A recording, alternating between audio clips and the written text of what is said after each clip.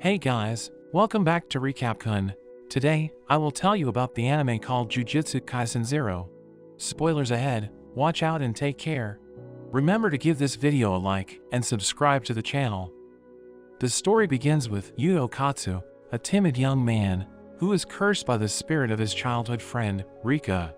Yuta is bullied at school, but Rika is overprotective and brutally injures the bullies, stuffing them in a locker. After this incident, Yuta turns himself in, not wanting to hurt any more people, and the Jujutsu elders wants to have him executed, saying that he's too dangerous to keep alive. But Satoru Gojo, the strongest sorcerer and teacher, convinces them to let Yuta join the Jujutsu high school instead. In a flashback, we see Yuta together with Rika on his birthday. She gives him a ring, and they swear to get married when they're older. However, there is a tragic car accident and Rika is killed. Yuta is devastated, and Rika becomes a cursed spirit that clings onto him. At the school, there are only 3 other students in the first year. Gojo introduces Yuta, telling them to get along. But when Yuta enters, the 3 students sense his immense cursed energy and instantly attack him. However, Rika appears and defends Yuta. After their encounter, Gojo explains that curses are often the cause of people going missing or mysteriously dying, and at the school, they learn how to deal with them. He then introduces the other students, Maki, an expert with using cursed weapons, Inumaki, who uses cursed speech but can't speak normally, and Panda. They split up into pairs for training, and Yuta gets paired up with Maki. Gojo takes them to an elementary school and tasks the 2 of them to find 2 children that have gone missing. Gojo casts a barrier, called the Veil, explaining that it draws the curses out and prevents them from escaping. Gojo leaves and wishes them luck. Maki prepares for a fight, as 3 cursed spirits appear.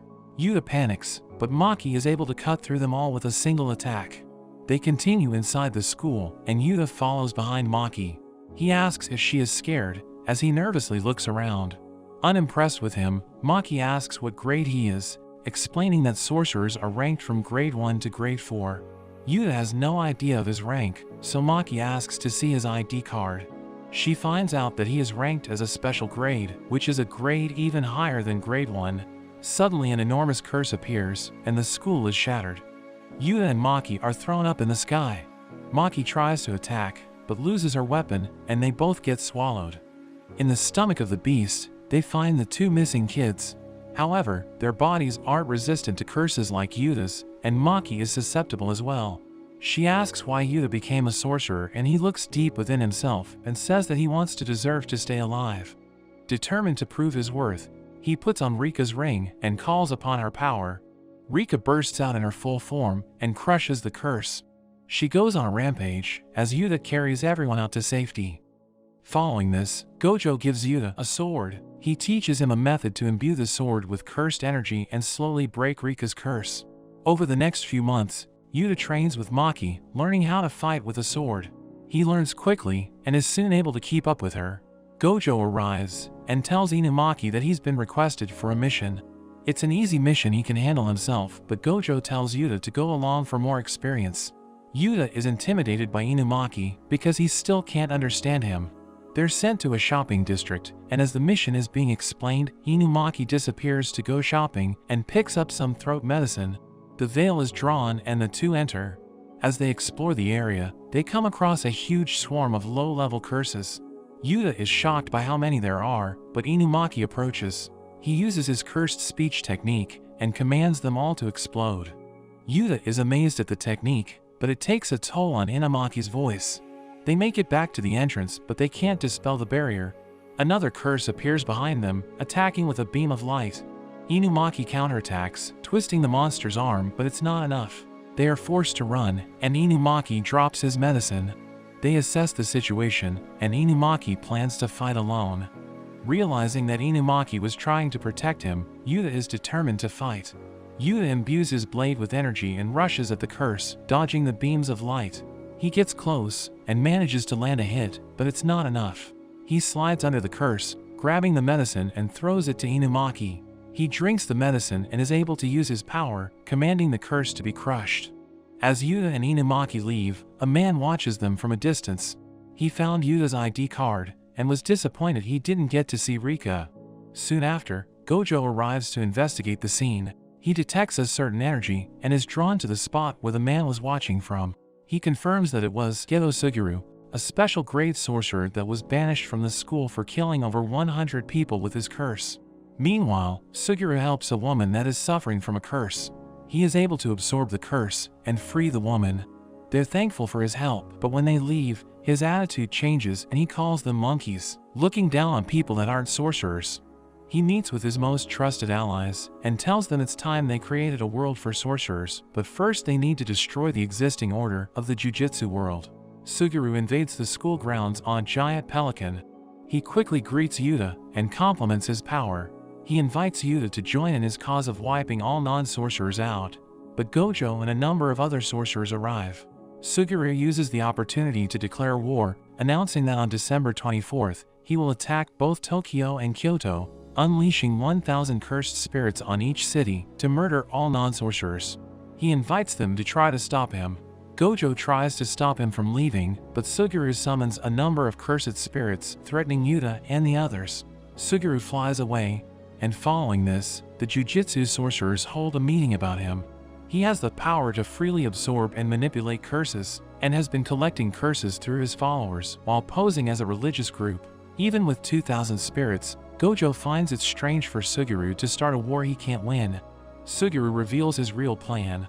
On the day of the attack, all Jujutsu sorcerers and students will be busy defending Tokyo or Kyoto, and Suguru plans to use this chance to infiltrate the school, to kill Yuta while he's alone and absorb Rika's power. The attack commences, and Yuta is left alone at school, only joined by Maki. Suguru appears, and covers the school in a veil. Meanwhile, Gojo finds it strange that Suguru isn't there. He receives a report regarding Yuta, and quickly grabs Panda and Inumaki. He suspects that Suguru is after Yuta and sends them back to school to protect him. They're teleported away, and Gojo becomes serious, taking off his bandages. Back at the school, Maki is defeated as Suguru continues forward. Panda comes crashing through the wall and attacks him. Panda transforms and Suguru attacks with his curses. Panda is able to destroy all the curses, but ends up getting stabbed by Maki's weapon. Panda falls, but Inumaki appears and attacks with his cursed speech. Suguru is crushed, leaving a gigantic hole, and the two check up on Maki. However, Suguru gets back up, and the two are defeated. Yuta arrives to find his friends heavily wounded. He becomes enraged and calls out Rika, swearing to kill Suguru. Together with Rika, they fight against Suguru's cursed spirits. He takes the others to safety and begins to heal them with a reverse curse technique. Suguru attacks with a swarm of spirits, but Yuta reveals he can copy Inumaki's cursed speech technique and blows them all away. Meanwhile in the city, the Jujutsu sorcerers continue to fight the cursed spirits, and Gojo is occupied by one of the curse users. Gojo chases after him, but the man keeps running, only trying to stall for time.